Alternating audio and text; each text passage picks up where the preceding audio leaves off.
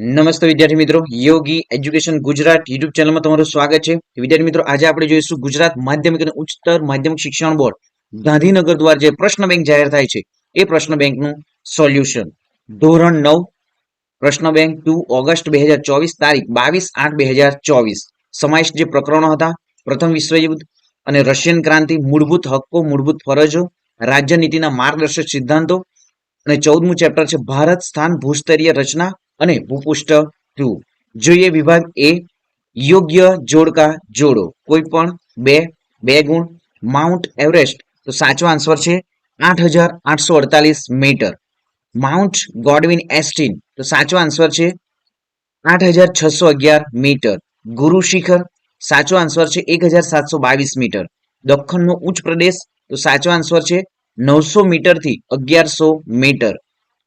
જૂનો કાપ, તો સાચો આન્સર છે અહીં જૂનો કાપમાં સાચો આન્સર છે બાંગર. નવો કાપ, સાચો આન્સર છે ખદર. પરવાળા દ્વીપો, તો સાચો આન્સર છે અહીં એટોલ.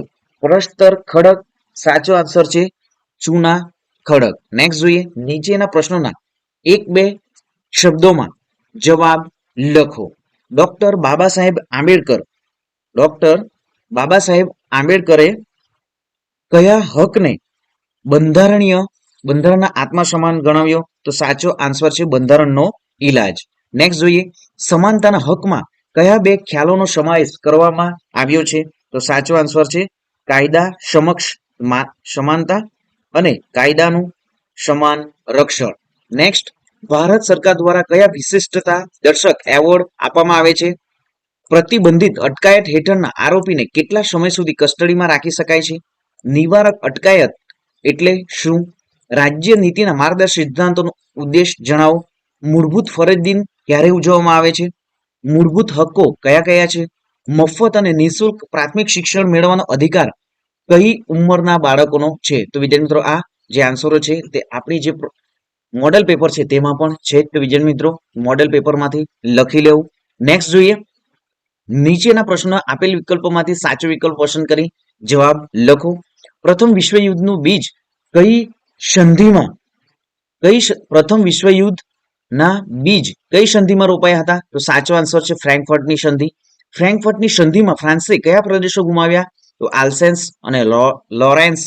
રશિયનની બોલ્શેવિક ક્રાંતિ ક્યારે શરૂ થઈ? તો સાચો આન્સર છે 1917માં. જાપાન અને રશિયા વચ્ચે ક્યારે યુદ્ધ થયું હતું? જવાબ છે 1903 થી 1904. નીચે આપેલી ખાલી જગ્યામાં યોગ્ય વિકલ્પ પસંદ કરી ખાલી જગ્યા પૂરો. વિદ્યાર્થી મિત્રો, ધોરણ 9માં તમે ભણો છો. ટીએસટી અને એસએસસીની જે સ્કોલરશિપ પરીક્ષાઓ પણ આવે છે. તો વિદ્યાર્થી મિત્રો, આ જે એમસીક્યુ છે ખાલી જગ્યા છે અને જે એક વાક્યમાં ઉત્તરો એ આપણી આવનારી જે ટીએસટી અને એસએસસીની એક્ઝામમાં ઉપયોગી રહેશે. તો ખાસ વિદ્યાર્થી મિત્રો, આ એમસીક્યુ ખાલી જગ્યા તમારી નોટબુકમાં પણ લખી લો અને આવનારી પ્રથમ પરીક્ષામાં પણ વિદ્યાર્થી મિત્રો તમને જે આ એમસીક્યુ ખાલી જગ્યામાંથી તમારી જે એકમ કસોટી છે એકમ કસોટીમાંથી જ પૂછાશે. જોઈએ આગળ, માનસરોવર પર્વત જે છે માનસરોવર ખાલી જગ્યા પર્વત શ્રેણીમાં આવેલું છે. તો અહીં ઓપ્શન આપે છે બૃહદ હિમાલય, મધ્ય હિમાલય કે લઘુ હિમાલય. તો વિદ્યાર્થી મિત્રો, ફટાફટ આ ક્વેશ્ચનનો આન્સર કોમેન્ટ કરીને જણાવો. નેક્સ્ટ જોઈએ, સિંધુ નદીની શાખા નદીઓ ખાલી જગ્યા છે. તો જવાબ છે ઝેલમ. અરવલ્લી અને વિંધ્યાચલ વચ્ચે ખાલી જગ્યા ઉચ્ચ પ્રદેશ આવેલો છે. તો સાચો આન્સર છે માળવાનો. જમીન માટે મૂળભૂત સંસાધન છે. તો અહીં જમીન માટે ખેતી જે છે મૂળભૂત સંસાધન છે. વિદ્યાર્થી મિત્રો, આ સંપૂર્ણ પીડીએફ જે છે એ તમને આપણી ટેલિગ્રામ ચેનલમાં ફ્રીમાં મળી જશે. જોઈએ, લાંબા સમય સુધી ભેજ ગ્રહણ કરવાની જે ક્ષમતા ખાલી જગ્યા જમીન ધરાવે છે. જવાબ છે કાળી. પતકોઈ ટેકરીઓ અરુણાચલ પ્રદેશમાં છે. તો લુસાઈ એ મિઝોરમમાં આવેલી છે. નેક્સ્ટ, વિભાગ બી. વિદ્યાર્થી મિત્રો, અહીં જે દરેક 2 ગુણના જે પ્રશ્નો આપવામાં આવે છે એ આવનારી આપણી વાર્ષિક પરીક્ષા અને પ્રથમ પરીક્ષામાં પણ વિદ્યાર્થી મિત્રો ઘણું ઉપયોગી રહેશે ક્વેશ્ચનો. ફર્સ્ટ, હિમાલય પર્વત શ્રેણીના મુખ્ય વિભાગો કયા કયા છે? મધ્ય હિમાલયમાં કઈ કઈ ગિરિમાળાઓ આવેલી છે? અહીં ગંગાના મેદાનની પ્રદેશમાં કયા કયા શહેરો આવેલા છે? અધાતુમય ખનિજો એટલે શું? કાપની જમીનના કયા કયા રાજ્યોમાં આવેલી છે? અહીં ભારતની જમીનના પ્રકાર કેટલા અને કયા કયા છે? સંપૂર્ણ વિદ્યાર્થી મિત્રો આન્સર આપણી જે મોડેલ પેપર બનાવ્યું છે એ મોડેલ પેપરમાં પણ તમને મળી જશે. તો વિદ્યાર્થી મિત્રો, ચેનલ સબસ્ક્રાઇબ નથી કરી તો ચેનલ સબસ્ક્રાઇબ કરી દો અને વિડીયોને લાઈક પણ કરી દો. નેક્સ્ટ જોઈએ વિભાગ સી. અહીં જે ક્વેશ્ચનો છે દરેક ગુણના જે 3 ગુણ છે.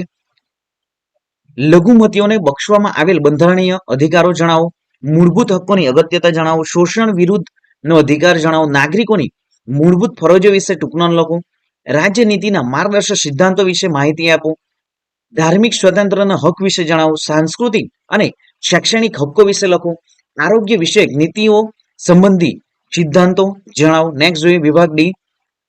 4 ગુણ. વિદ્યાર્થી મિત્રો આ પ્રમાણે તમારી જે આવનારી પ્રથમ પરીક્ષામાં પણ વિદ્યાર્થી મિત્રો ક્વેશ્ચનો પૂછાશે. તો અહીં જે એકમ કસોટીના તમામ ક્વેશ્ચનો અને આન્સરો વિદ્યાર્થી મિત્રો તમારી નોટબુકમાં લખી દઉં. પ્રથમ પરીક્ષા માટે મોસ્ટ ટાઈમપી રહેશે આ જ ક્વેશ્ચનો. તમામ એકમ કસોટીઓ તમને આપણી જે ટેલિગ્રામ ચેનલમાં તમને ફ્રીમાં મળી જશે. તો નીચે ડિસ્ક્રિપ્શનમાં ટેલિગ્રામની જે લિંક આપવામાં આવી છે એ ટેલિગ્રામમાં જોડાઈ જાઓ વિદ્યાર્થી મિત્રો. જોઈએ અહીં પ્રથમ વિશ્વયુદ્ધ માટેના જવાબદાર પરિબળો જણાવો, રાષ્ટ્રસંઘની રચના અને ઉદ્દેશો જણાવો, વર્સેલેસની સંધિ વિશે ટૂંકમાં લખો. વિદ્યાર્થી મિત્રો આ તમામ ક્વેશ્ચનો આપણા મોડેલ પેપરમાં પણ છે જ, તમે ત્યાંથી પણ લખી શકો. આફ્રિકામાં યુરોપિયન દેશોમાં કયા કયા પ્રદેશો ઉપર પોતાની સત્તા સ્થાપી હતી? નીચેના કોષ્ટકમાંથી એશિયા અને આફ્રિકા દેશોની ઓળખને તેને વિભાજિત કરો. તો વિદ્યાર્થી મિત્રો આ સંપૂર્ણ પીડીએફ જો તમને જોઈએ છે તો નીચે ટેલિગ્રામમાં જોડાઈને તમને ફ્રીમાં મળી જશે. અને વિદ્યાર્થી મિત્રો આ તમામ ક્વેશ્ચનો તમારી નોટબુકમાં પણ લખી લો. મળીશું નેક્સ્ટ વિડીયોમાં નવી જ્ઞાન નવી માહિતી સાથે. જય હિન્દ વિદ્યાર્થી મિત્રો. અસ્તુ.